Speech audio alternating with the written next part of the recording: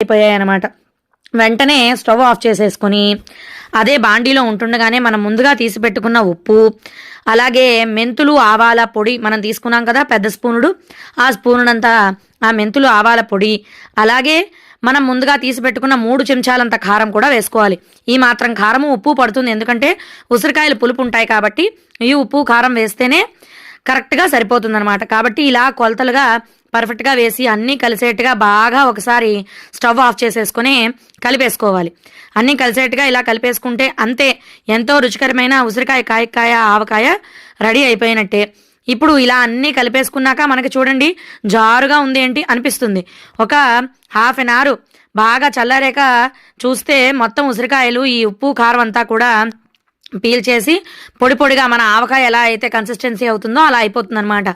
ఇప్పుడు అన్నీ ఇలా కలిపేసుకున్నట్టుగా ఆ బాండీలో ఉంచకుండా దాన్ని వెంటనే ఒక బేసన్